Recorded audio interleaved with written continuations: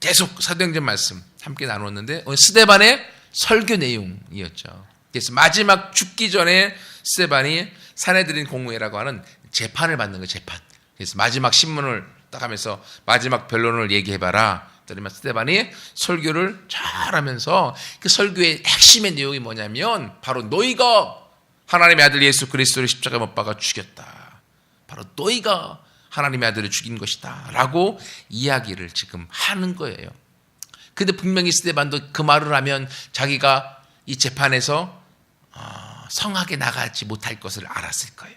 근데 스데반은 자기 마음에 있는 그 본래의 마음, 자기의 믿음, 자기의 말하고 싶은 그 열정을 그대로 젊은 나이에 쏟아내었고 그것 때문에 스데반의 돌멩이 맞아서 젊은 나이에 죽음을 맞이하는 장면으로 되어져 있습니다. 결국 스데반이 죽게 되어지는데 어찌 설교 제목은 승리하는 자가 되는 법이 좀 맞지 않는다라는 생각이 들 수 있습니다. 하지만 저는 오늘 본문의 말씀 묵상하면서 본문의 말씀 가운데 우리가 하나님 안에서 승리하는 자가 되기 위한 법칙들을 좀 이렇게 발견을 했어요. 그래서 그 부분들을 같이 나누기 원하는데 우리가 학생들은 공부하는 데건 또는 어른들은 사회생활하는 거나 직장생활하는 거나 가정생활하는 것이건 어디든지 괜찮아요. 모든 부분에 적용될 수 있는 것인데 하나님은 우리 모두가 승리자가 되기 원하고 승리자가 되기 위해서 우리가 알고 갖추어야 될 법칙들이 있어요. 세 가지 나누기 원하는데요. 첫 번째는 승리하는 자가 되기 위해서는 이 열정의 법칙, 열정이 있어야 됩니다. 열정. 어떤 일에건 열정이 있어야 돼요. 오늘 본문에 보면 열정의 사람 두 사람이 있습니다. 한 사람은 스데반. 지금 말씀드렸던 것처럼 젊은 나이에 자기가 유대인들 너희가 예수를 십자가에 못 박아 죽였다라고 재판받는 마지막 변론의 말을 했을 때 자기에게 사형이 언도될 것을 알았을 수도 있습니다. 하지만 그는 그 열정의 마음을 가지고 그는 그 마지막에 말을 던졌고 결국 그 말 때문에 자기 자신이 죽은 거죠. 그렇죠? 그 열정이 바로 바른 열정이 자기를 죽게 만들었는데 근데 사도행전 전체의 내용을 봤을 때 스데반의 죽음 이후에 성령이 임하였을 때 그 성령에 통하여서 복음이 땅 끝까지 전파되기 원하셨던 하나님의 계획이 있었는데 그들이요 예루살렘을 떠나지 않았어요. 하지만 스데반이 죽고 난 다음에 그 기독교의 핍박 때문에 많은 그리스도인들이 다 흩어져서 복음이 이방인에까지 로마에까지 전파되는 계기가 되어진 거예요. 바른 열정을 가졌던 스데반 자기는 죽었지만 자신의 죽음을 통하여서 수많은 사람을 구원하도록 만드는 하나님의 일의 통로로 쓰임받은 것을 볼 수 있습니다. 또 다른 열정의 사람이 있었어요. 그 사람은 청년 사울이었습니다.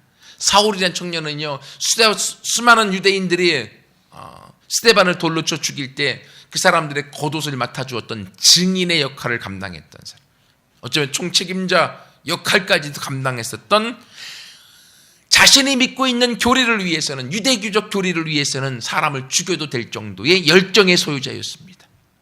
이건 잘못된 열정을 통하여서 다른 사람을 죽이고 있는 모습을 볼 수가 있는 거죠.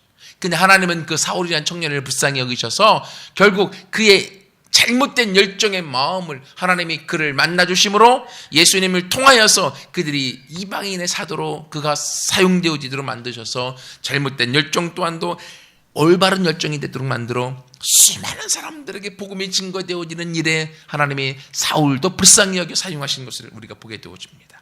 하지만 스데반은 이 바른 열정 가운데 그가 자신의 젊음을 던졌고 하나님은 그 자신의 열정의 젊음을 던진 그 모습을 보고 스데반을 통하여서 귀한 복음의 확장에 귀중한 통로로 쓰신 것을 보게 되어집니다.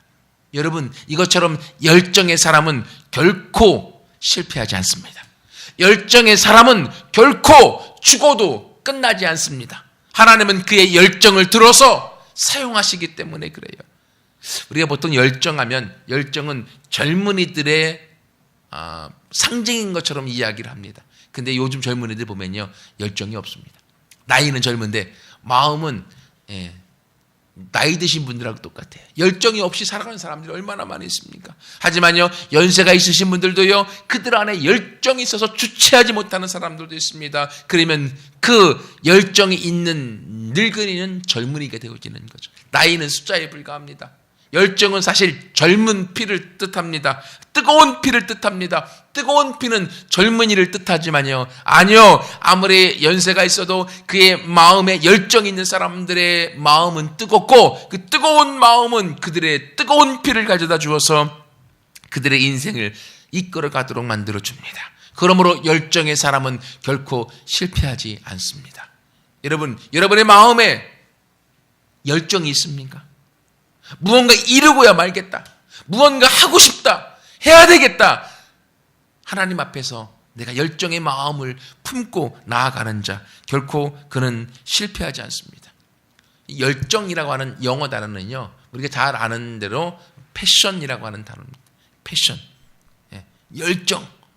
그런데 이 패션이라는 단어는 또 다른 뜻이 있습니다. 그건 뭐냐면 고난, 순환이란 뜻도 그 안에 들어있어요. 그래서 패션 오브 크라이스트, 그리스도의 순환이라고 하는 영화 우리가 잘 알고 있잖아요. 이것처럼 열정에는 고통이 수반되어져 있습니다. 열정에는요, 어려움이 수반되어져 있어요. 그러므로 무언가 이루고야 말겠다고 하는 열정으로 달려가는 사람들에게는 고통도 같이 있게 되어지는 거예요. 그렇죠? 젊은 나이에 학생일 때 많이 놀고 싶어요. 막 하고 싶은 게 많아요. 그렇죠? 우리 소망이 좋아도 맨날 핸드폰하고 TV 보고 싶고, 그리고 게임도 하고 싶고, 하고 싶은 거 많아요. 하지만 그거 다 하면요, 거기에 열정을 쏟으면 우리의 인생의 미래는 없는 거죠. 하지만 하나님 안에서 하나님이 주신 꿈을 향하여 열정을 품고 나아가는 사람들은요, 게임도 또는 TV도 핸드폰도 조금 적게 하고자 하는 고통이 따르는 거예요. 내가 하고 싶은 거 다 하고 우리는 우리 인생의 미래의 열정을 우리가 꿈을 이루는데 사용할 수가 없는 거죠. 사람은 모두에게 24시간이 주어집니다. 모두 똑같아요. 하지만 성공하는 사람은 그 24시간을 25시간으로 쓰는데요, 실패하는 사람은 24시간을 한 10시간도 못 써요. 다 시간을 허비하기 때문에. 하나님은 우리 가운데 그 누구든지 모두가 이 땅에서 열정을 갖고 살 수 있는 마음을 주었어요.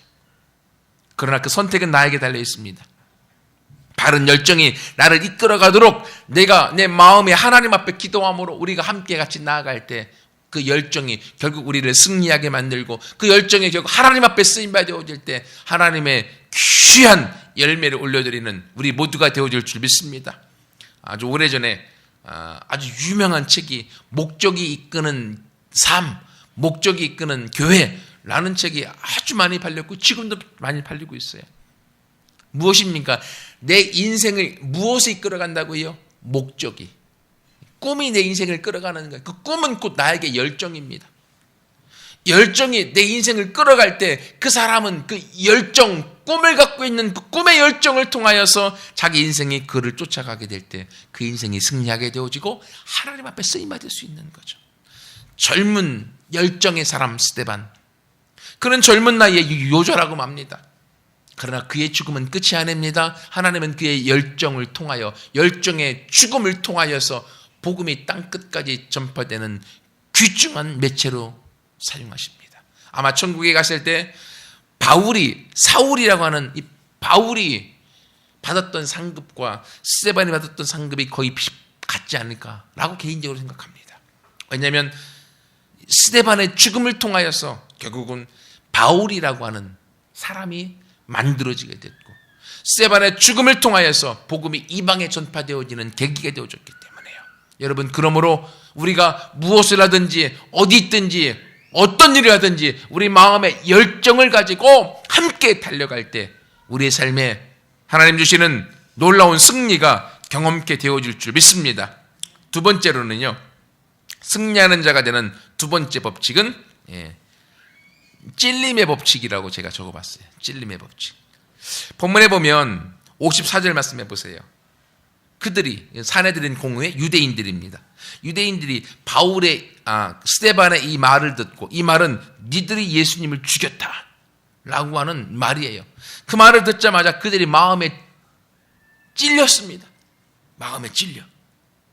여러분, 바른 말, 나를 향하여 누가 바른 말, 이빠른 말, 책망의 말, 징계의 말 이야기하면 그 말을 듣기 좋아하는 사람이 있을까요, 없을까요? 누구나 다 나를 세워주는 말, 축복해주는 말, 사랑해주는 말을 듣기 원하죠. 누구도 이빠른 말 또는 나에게 책망하는 말, 바른 말 하는 걸 듣기를 원하지 않습니다. 사람은 똑같습니다. 그런데요, 가끔 가다 보면 우리가 그런 말을 들을 때도 있습니다. 그런데 그런 말을 들을 때 내가 어떻게 반응하느냐에 따라서 그 사람이 승리하는 자가 되느냐 실패하는 자가 되느냐에 판가름이 난다고 하는 거예요. 오늘 본문에 나와 있는 54절의 말씀에 유대인들은 스데반의 이 책망의 말, 너희가 예수를 죽였다라고 하는 책망의 말을 듣고 그들이 마음에 찔렸습니다. 찔림의 말을 들었습니다. 거기에 어떻게 반응하였습니까? 그들이 스데반을 향하여 이를 갈거늘. 무슨 말입니까? 나를 향하여 책망하며 나를 향하여 잘못됐다고 말한 그 사람을 향하여 눈에 도끼를 품고 그를 향하여 대들고 감정적으로 반응하는 걸 뜻합니다. 우리는 보통 누가 나를 향하여 이빠른 말을 하면 이렇게 반응합니다. 그렇죠? 왜 가만히 있는 나를 힘들게 만들고 가만히 있는 나를 왜 건드냐고 하면서 우리가 그를 향하여서 듣기 싫은 말 때문에 감정적으로 반응하면서 대들고 싸움이 나고 문제가 생기게 되어지기 마련입니다. 근데요, 이런 찔림은요 잘못된 찔림입니다. 사실 사람이 내가 잘못했음에도 불구하고 나에게 잘못됐다고 말하면 괜히 기분 나빠갖고 감정적으로 반응합니다. 그리고 나는 잘못 없어, 내가 잘못 있는 줄 알면서도 잘못 없어, 네 잘못이야, 네 탓이야, 너 때문이야 라고 말하면서 말하고 있는 상대방에게 감정적으로 반응함으로 자기 발전이 없이 결국 문제가 터지게 되어지는 걸 보게 되어집니다. 본문에 지금 이 유대인들이 자기들이 예수를 죽인 것 맞는 말이거든요. 근데 스데반이 하나님의 아들 예수를 너희들이 죽였고 그것이 가장 큰 문제다 라고 말했더니만 유대인들이 노발대발하는 거예요. 그래, 그 말을 듣고 유대인들은 바로 스데반을 향하여 돌멩이를 던져 스데반을 죽이게 되어지는 거예요. 여러분, 잘못된 마음의 찔림은 사람을 죽입니다. 다른 사람을 죽여요. 그리고 다른 사람 탓으로 돌리고 결국 나의 발전과 나의 성장은 찾아볼 수 없는 것입니다. 하지만 사도행전에 보면 2장 37절에 함께 살펴볼까요? 사도행전 2장 37절. 여기도 똑같은 찔림이 나옵니다.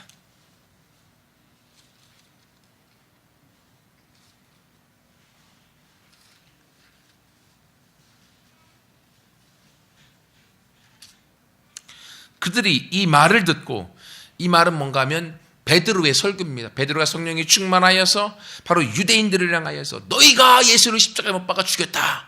똑같은 스데반의 설교와 같은 설교를 했습니다. 그랬는데 유대인들은 그 말을 듣고 마음에 찔려 베드로와 다른 사도들에게 물어 이르되 형제들아 우리가 어찌할꼬.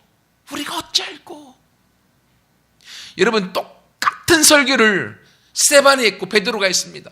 하지만 스데반의 설교를 들었던 사람들은 누구였습니까? 유대인 중에 엘리트, 사내들인 공회의 핵심 인물들이었습니다. 그러니까 그들이 마음에 찔려서 자기들의 권위에 도전하는 스데반을 돌멩이를 쳐서 죽여버렸습니다. 하지만 유대인들, 일반 백성들입니다. 그들은 오순절 절기를 지키기 위해서 예루살렘에 왔습니다. 그러나 그때 성령이 충만하여 베드로의 설교를 듣고 그래 맞아, 우리가 예수님을 죽였지, 우리 때문이야, 나 때문이야 라고 하는 각성, 성령의 각성을 갖게 되어집니다. 그래서 그들은 이야기합니다. 마음에 찔려 우리가 어찌할꼬, 내 잘못입니다, 내 탓입니다, 내가 잘못됐습니다, 맞습니다 라는 고백을 합니다. 그때 베드로가 그들에게 이야기합니다.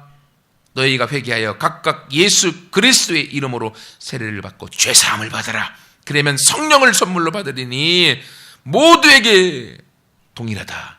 그 말을 듣고 그들이 그대로 회개하였습니다. 41절에 이 말을 받은 사람들은 세례를 받으니 이날의 신도의 수가 3,000명이나 더하였더라. 라고 하여 수많은 사람들이 세례받는 자리 가운데 나오는 변화, 인생의 변화를 경험합니다.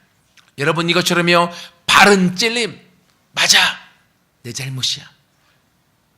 누군가 나를 향하여 이빠른 말을 하고, 누군가 나를 향하여 잘못됐다고 말을 하고, 누군가 나를 향하여 책망의 말을 하고, 누군가 나에게 훈계의 말을 할 때 기분은 나쁘지만 맞습니다. 내가 그렇습니다. 내 탓입니다. 내 잘못입니다. 받아들이는 자, 그 사람의 인생은 변화되어집니다. 그 사람의 삶에는 새로운 미래를 꿈꿀 수가 있습니다.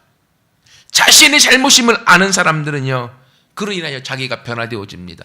하지만 나를 향한 찔림의 말을 하는 그 말을 듣고 괜히 내 마음이 상하여서 감정적으로 반응하고 상대방에게 네 탓이야 라고 대들고 싸우게 되어지는 순간 나는 바뀌지 않습니다. 그것 때문에 결국 문제가 생기고, 그것 때문에 사람을 죽이게 되어지고, 그것 때문에 어려움을 맞게 되어지는 걸 보게 되어집니다. 여러분, 그러므로 승리하는 사람은요, 내 탓이요, 내 잘못입니다. 자신을 돌아볼 수 있는 자입니다. 자신을 돌아보는 자가 결국은 승리하게 되어집니다. 나에게 무엇이 잘못됐는가? 나에게 무엇이 문제인가? 나에게 무엇이 해결되지 않는가? 나는 왜 이럴까? 왜 내 생각과 내 마음과 다르게 행동할까? 왜 내 삶은 변화되지 않을까? 왜 나에겐 공부가 더 잘 되지 않고 좋은 성적을 얻지 못할까?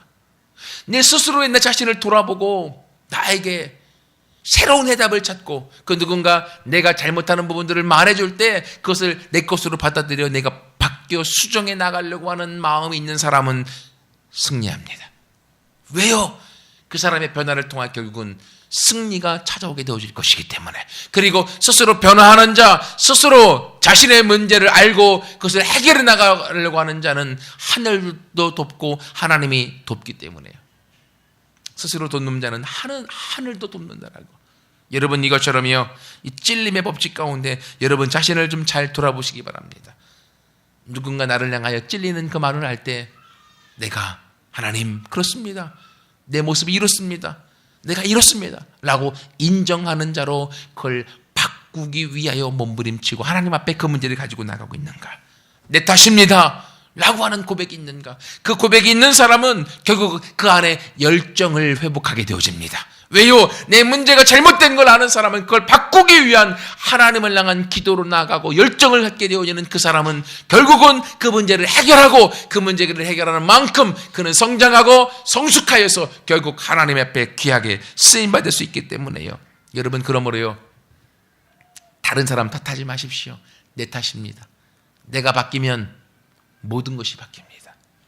사내들인 공후에 자기들이 예수를 죽였지만 스데반의 그 찔림의 그 말을 통하여서 스데반을 죽이고 네 탓이야 라고 돌렸을 때에 결국은 유대 나라 역사에서 사라져버리고 AD 70년에 로마에 의하여 완전히 망해 없어져 버리지 않습니까?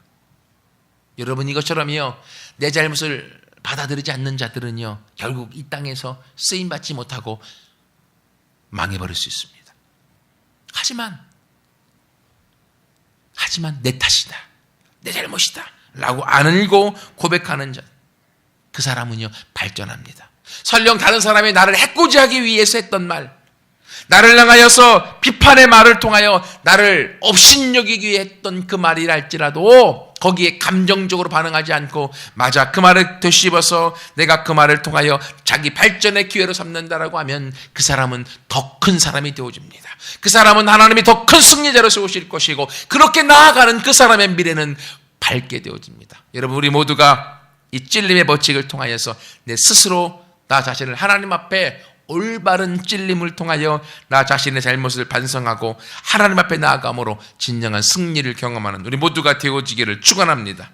마지막 세 번째로는요, 우리가 너무나 잘 아는 법칙이고 설교를 많이 했던 법칙인데, 그것은 바라봄의 법칙입니다.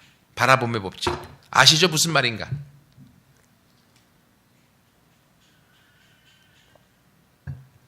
내가 무엇을 바라보느냐에 따라서 내 인생은 달라진다고 하는 거죠. 근데 이것이 결코 쉬운 것만은 아니에요. 오늘 본문의 말씀 보세요. 지금이요, 54절에 이 사내들인 공회 유대인들이 스데반의 말을 듣고 마음에 찔려 그들을 향하여 이를 갈고 있습니다. 스데반을 향하여 이를 갈았을 때 그의 눈은 어떻겠습니까? 눈은 도끼가 가득하였죠. 그곳에 70명 이상의 유대인들이 모여서 스데반 한 사람을 놓고 눈에 도끼를 품고 이를 갈고 있는 상황. 이걸 보고 있어요. 눈에 보이는데 어떻게 안 볼 수가 있겠습니까? 이걸 보고 있어요. 여러분, 그런데 55절 보세요. 스데반은 무엇을 보고 있습니까? 성령이 충만하여 하늘을 우러러 주목하여 하나님의 영광과 및 예수께서 하나님의 우편에 서신 것을 보고 있습니다. 수많은 사람이 스데반을 죽이려고 그를 바라보고 있고 이를 갈고 있는 그것을 스데반은 바라보았다라고 하면 그는 기죽었을 것이고 그는 그것 때문에 그의 인생 또한도 망가져 버렸을 것입니다. 하지만 스데반은 그걸 보지 않고 그의 눈은 하늘을 우러러 하나님을 바라보았습니다. 그랬을 때에 그는 하나님의 영광 속에 들어갔고 예수 그리스도를 바라봄으로 그는 거기서 결국 승리하는 자가 되어져 하나님 앞에 인정받는 놀라운 사람으로 쓰임받게 되어집니다. 여러분, 수많은 사람이 여러분을 향하여서요, 여러분을 도끼를 품고 바라볼 때, 여러분을 향하여 잘못됐다고 말을 할 때 우리는 어떻습니까? 괜히 기분 나쁘고 열받고요. 그리고 우리가 열등감에 빠지고 스스로 절망하고 낙심하게 되어져요. 사람들이 살아가면서 많은 사람들이 다른 사람의 이목에 관심을 갖고 흔들리는 사람이 너무나 많이 있습니다. 내가 괜찮으면 괜찮은데 아니요, 다른 사람이 어떻게 보느냐에 관심 막 갖고 그것 때문에 내 인생을 살지 못하는 사람도 많이 있어요. 내가 아는 사람이 한 명이 있는데 그 사람과 얘기를 하다 보니까 그 사람의 아내에 대한 이야기를 해주는 거예요. 얼마나 깔끔을 떠는지. 완전 깔끔쟁이. 집에 가면요, 밖에서 외출복과 집에서 생활할 때 입는 옷이 다르고 잠잘 때 입는 잠옷도 다르고, 그리고 밖에 나갔다가 들어와서 손을 씻지 않고서는 그 어떤 행동도 해서는 안 되고, 밖에 나갔다 왔는데 손을 씻지 않고 자기가 다른 걸 만졌다. 그러면 그 아내가 그 남편의 뒤를 졸졸졸 쫓아다니면서 거기를 계속 닦고 다니네. 스트레스를 받아갖고 못 산대요. 밖에 나갔다 오면 무조건 손부터 씻어야 되고, 만약에 손님이 집에 온다, 난리랍니다. 모든 것을 완벽하게 치워놓고 그 손님이 어디를 지나갔든지 간에 갔던 모든 공간은 다 뒤집어 엎어서 손님이 간 다음에 다시 청소를 하지 않고는 못 사는. 그래서 그 남편이 치를 떨어서 자기는 못 살겠다고. 그런 깔끔쟁이, 다른 사람에 대한 깔끔, 다른 사람에 대한 생각들이 너무 많아서 이목이 집중되어져서. 그리고 또 어떤 사람, 또 한 분을 만나서 얘기하는데 자기 아내는 다른 사람이 어떻게 자기를 생각하는지 그것에 너무 뭐라고 할까요?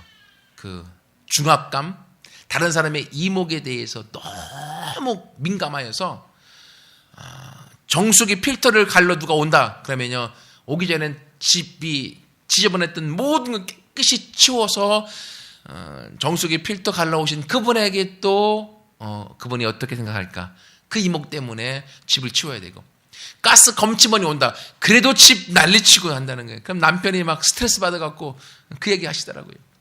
다른 사람의 이목이 어떻느냐에 따라서 자기가 없어지는 거예요. 그것처럼 불행한 사람은 없지 않을까요?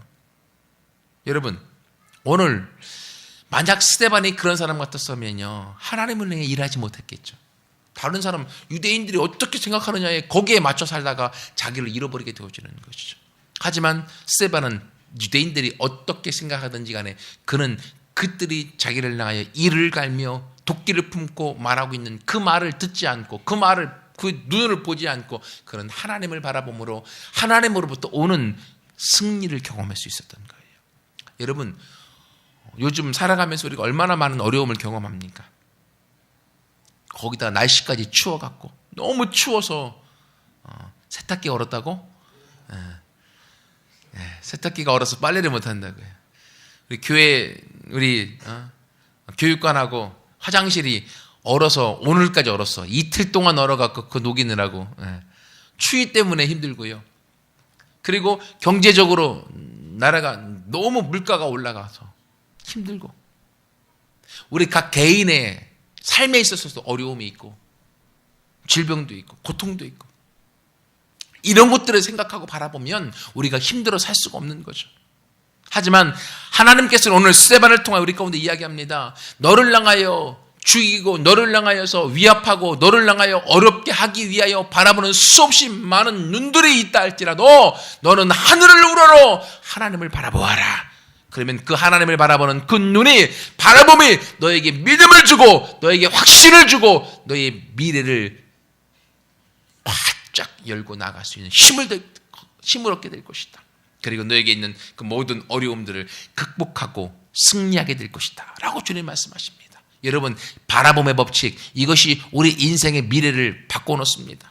내가 무엇을 바라보느냐에 따라서 그것이 우리의 인생의 길을 열어주는 거예요. 여러분 잘 알지 않습니까? 야곱이 삼촌 라반의 집에서 양을 칠 때에 얼룩진 무늬가 있는 양들은 내 것이고 그리고 흰 양들은 다 삼촌 것입니다. 그런데 어떻게 했습니까? 흰 양들이 물 먹으러 왔을 때 튼실한 양이 있으면 나무에 껍질을 벗겨놓은 걸 이렇게 보여주고 있었을 때 양들이 그 껍질을 바라보는 것들마다 아롱지고 그리고 새끼를 낳을 때마다 무늬가 있는 게 나왔다. 내가 무엇을 바라보냐에 따라서 그 바라보는 것이 내 인생의 삶을 바꿔놓는 거예요. 여러분이 날마다 우리 소망이 주아 얘기를 해줘야겠네요. 가끔 우리 주아가 TV를 보는데 그 연애 프로그램 있잖아요. 요즘은 좋아갖고 TV 채널 중에서 연애 TV 프로그램들만 계속 해주는 데가 있잖아요. 뭐 런닝맨부터 해갖고 막 그 1박 2일, 3박 4일, 없죠 3박 4일은? 아무튼 막 이런 종류의 막 연애 프로그램을 계속 틀어줘요. 그럼 우리 주아가 하다가 TV를 돌리다가 거기에 꽂혀갖고 그거만 계속 보고 있어요. 그러면 하루 종일 그것만 나오거든요. 저녁 때 정규 방송 하는 시간도 그거 보고 있으면 제가 TV를 돌려서 야, 정규 방송 나올 때는 정규 방송을 보는 거야. 제 방송만 보지 말라고. 제가 돌려요. 왜 그러냐면 그것만 바라보고 있으면 너무 재밌어서 웃고 있지만요. 나에게 도움이 안 되잖아요. 내가 무엇을 바라보느냐에 따라서 바라보는 거에 따라서 달라지는 거예요. 그래서 저는 가능한 TV를 보더라도 제가 뉴스나 또는 시사에 대한 것들을 바라보려고 해요. 여러분들도 학생의 때에 무엇을 바라봐야 될 것인가? 여러분이 앞으로 무엇을 할 것인가에 대한 꿈을 바라보고 그리고 내가 지금 그 꿈을 이루기 위하여 내가 지금 무엇을 해야 되는가에 대한 바라봄 그리고 그 일을 성취하기 위해서 나에게 부족하고 해답을 못 찾는다고 하면 해답을 갖고 계신 하나님을 바라보고 여러분 그렇게 나아갈 때에 여러분을 감싸고 있는 수없이 많은 위협과 어려움과 힘든 것들이 결국 여러분을 죽이지 못하고 여러분이 그 모든 걸 뚫고 하나님을 바라보는 그 믿음 가운데서 승리하는 자가 되어질 줄 믿습니다. 여러분 승리하는 자가 되는 법칙 3가지 말씀드렸습니다. 승리하는 자가 되기 원하면 여러분 안에 열정을 품으십시오. 열정을 소유하십시오. 열정 있는 자만이 승리합니다. 그리고 두 번째는 찔림의 법칙 중에 바른 찔림, 내 탓이요, 내 잘못이요, 나를 돌아보는 찔림을 통하여서 내 자신을 계속적인 성장으로 나아가시고 세 번째 바라봄의 법칙을 통하여서 우리가 하나님을 바라보고 아무리 나를 향하여서 핍박하며 나를 향하여서 정죄하는 말을 하며 그리고 그런 어려움이 있다 할지라도 하나님 바라보고 우리가 나아갈 때 그것이 결국 우리를 승리로 일으켜주는 줄 믿습니다. 그래서 우리 모두가 이 3가지 열정, 찔림 그리고 바라봄의 법칙을 통하여서 우리의 앞길을 하루하루 우리가 바꾸어 나가는 주인공 이 세상에 승리하여 하나님 앞에 쓰임받는 귀한 사람들 모두가 되어주기를 축원합니다. 같이 함께 기도하겠습니다.